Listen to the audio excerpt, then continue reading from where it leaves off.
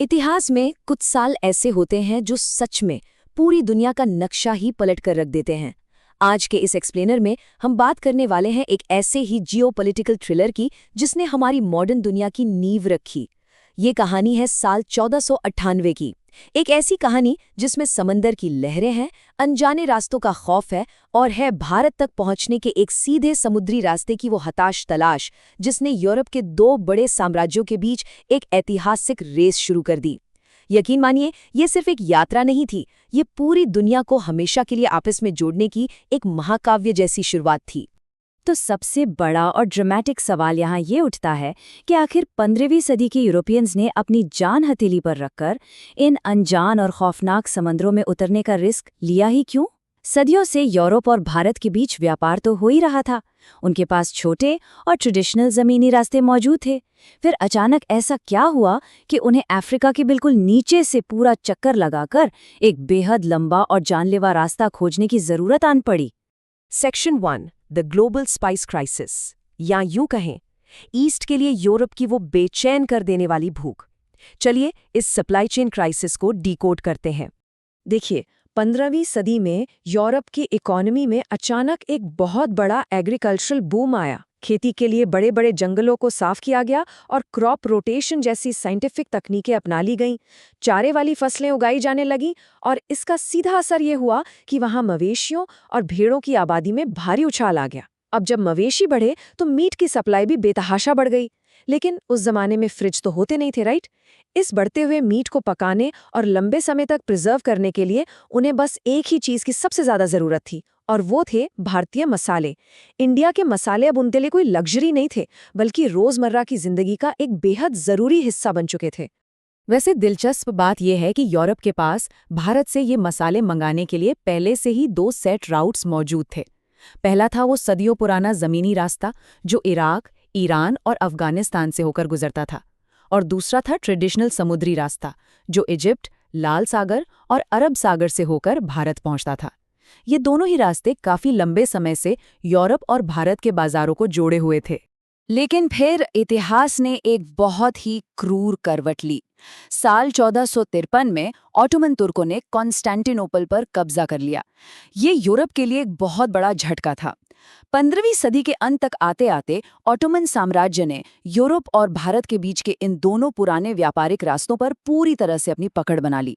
Europeans और Ottoman तुर्कों के बीच के गहरी दुश्मनी का नतीजा ये हुआ कि एक पूरी नाकाबंदी हो गई। भारत तक पहुंचने की यूरोप की लाइफलाइन मानो एक झटके में कट गई। Section 2, the race for India. दो बड़े साम्राज्य और एक ऐसा डेस्टिनेशन जो बिल्कुल नामुमकिन लग रहा था।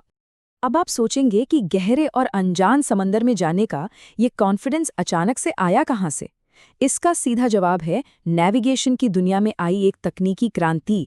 यूरोप के पास अब समंदर की भयंकर लहरों का सामना करने वाले विशाल जहाज बनाने की कैपेसिटी थी।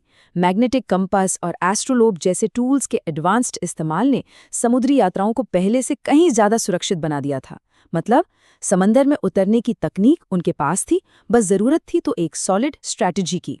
भारत तक पहुंचने की इस महादौड़ में दो देश सबसे आगे थे, स्पेन और पुर्तगाल। और यकीन मानिए, दोनों ने ही इतिहास का सबसे बड़ा दाव खेला, लेकिन उनके तरीके बिल्कुल अलग थे। स्पेन की स्ट्रैटेजी थी क्रिस्टोफर कोलंबस का वो क्रांतिकारी आइडिया कि धरती गोल है तो ईस्ट पहुंचने के लिए वेस्ट की तरफ निकलो।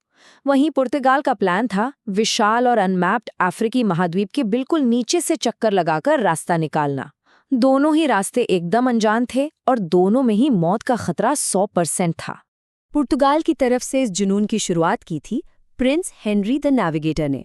1453 यानी 1453 में पोप निकोलस V से बाकायदा एक फरमान मिलने के बाद भारत का सीधा रास्ता खोजना उनके लिए एक ऑब्सेशन बन गया था।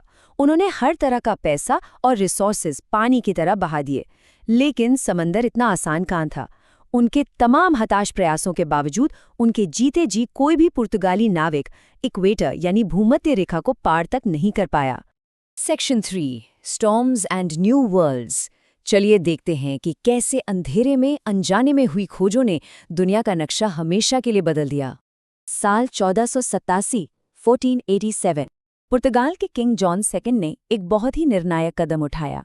उन्होंने बार्थोलोम्यू डायस को एक इम्पॉसिबल टास्क सौंपा, अफ्रीका का सबसे निचला छोर ढूंढने का। डायस निकले भी, लेकिन अफ्रीका के दक्षिणी हिस्से के पास उनके जहाज़ों को एक खौफनाक समुद्री तूफान ने घेर लिया। इस तूफान ने उन्हें अनजाने में ही अफ्रीका के सबसे निचले छोर के पार फेंक दिया। डायस इस जगह का नाम केप ऑफ स्टॉर्म्स रखना चाहते थे, लेकिन किंग जॉन सेकंड ने इसका नाम रखा केप ऑफ गुड होप, क्योंकि यही वो तूफान था जो भारत तक पहुंचने की एक नई उम्मीद लेकर आया था। पुर्तगाल को केप ऑफ गुड होप तो मिल चुका था, लेकिन इसके ठीक 5 साल बाद, साल 1492 स्पेन ने अपना वाइल्ड कार्ड चल दिया। रानी इसाबेला और राजा फर्डिनेंड के सपोर्ट से क्रिस्टोफर कोलंबस पश्चिम की ओर निकल पड़े। वो पूरे यकीन में थे कि वो भारत पहुंच जाएंगे, लेकिन इतिहास की इस सबसे बड़ी विडंबना को देखिए। वो पश्चिम की ओर बढ़ते हुए एक ऐसे महाद्वीप से जा टकराए जिसका दुनिया के नक्शे पर कोई नामो निशानी नहीं था, अमेरिका। जी हाँ, इंडिया की तलाश में कोलंबस ने एक पूरी तरह से नई दुनिया ही खोज निकाली थी। सेक्शन 4 डिवाइडिंग द ग्लोब, एक वर्ल्ड वॉर को रोकने के लिए खींची गई एक ख़याली लकीर। कोलंबस की इस नई खोज ने स्पेन और पुर्तगाल को जंग के मुहाने पर ला खड़ा किया। दोनों महाशक्तियां इन नई खोजों पर अपना पूरा हक जता रही थीं। इस महायुद्ध को टालने के लिए 1494 में एक बेहद चौंकाने वाला कूटनीतिक समझौता हुआ, ट्रीटी ऑफ टॉर्डिसिलास। जरा सोचिए, इस ट्रीटी ने केप वर्डे आइलैंड से 1300 मील पश्चिम में एक इमेजिनरी लाइन खींच दी। दो साम्राज्यों ने सिर्फ कागज पर एक लकीर खींची और पूरी अनदेखी पृथ्वी को ही आपस में बांट लिया। क्रेजी है ना? इस एक काल्पनिक लकीर ने एक नया वर्ल्ड ऑर्डर सेट कर दिया। पश्चिम की वो नई दुनिया यानी अमेरिका, उस पर स्पेन का एकाधिकार हो गया, और पूर्व की जानी मानी दुनिया जिसमें भारत तक पहुंचने का वो समुद्री रास्ता भी शामिल था, उसका पूरा कंट्रोल पुर्तगाल को दे दिया गया। अब पुर्तगाल के पास पीछे हटने का कोई रास्ता नहीं था। उन्हें हर हाल में अफ्रीका के उस खतरनाक समुद्री रास्ते से होते हुए भारत पहुंचना ही था। सेक्शन 5 द फाइनल वॉयेज, एक सदी के जुनून का ultimate climax. King manual first ने 1497 में इस सबसे बड़े और आखिरी अभियान की कमान सौंपी वास्को डी गामा को। डी गामा ने बिल्कुल वही मैप फॉलो किया जो बार्थोलोम्यू डायस ने बनाया था। वो केप ऑफ गुड होप को सफलतापूर्वक पार करके हिंद महासागर में दाखिल हुए और मोजाम्बिक के बंदरगाह पर लंगर डाला। यहाँ से आगे का रास्ता एकदम अनजान था, लेकिन किस्मत देखिए, मोजाम्बिक में उनकी मुलाकात एक इंडियन नेविगेटर अब्दुल माजिद से हुई। वास्को डी गामा ने माजिद को अपने साथ लिया और उनकी उसी लोकल एक्सपर्टीज के दम पर इस महायात्रा का वो आखिरी और सबसे क्रिटिकल हिस्सा पूरा किया जा सका। और फाइनली वो साल आ ही गया जो इतिहास के पन्नों में हमेशा के लिए दर्ज होने वाला था, 1498। वास्को डी गामा भारत में केरल के तट पर कालीकट यानी आज के कोझिकोड पहुंचे। सदियों की हताश कोशिशों के बाद यूरोप और भारत के बीच का वो डायरेक्ट समुद्री रास्ता आखिरकार खोज लिया गया था। दुनिया परमानेंटली आपस में जुड़ चुकी थी।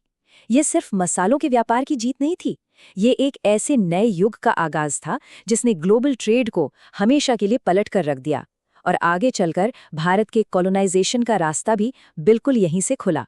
वो निकले तो सिर्फ मसालों की तलाश में थे, लेकिन उन्होंने जाने अनजाने में पूरी दुनिया का सिस्टम ही बदल कर रख दिया।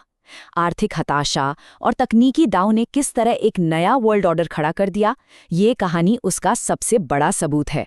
तो इस एक्सप्लेनियर के आखिर में मैं आपको एक सवाल के साथ छोड़ना चाहूंगा। जरा सोचिए, आज के इस दौर में ऐसी कौन सी साइलेंट ताकतें हैं जो खामोशी से हमारी दुनिया का नक्शा फिर से बना रही हैं? इस पर जरूर विचार कीजिएगा। तो ये था हमारा आज का एक्सप्लेनियर। आपसे फिर मुलाकात होगी।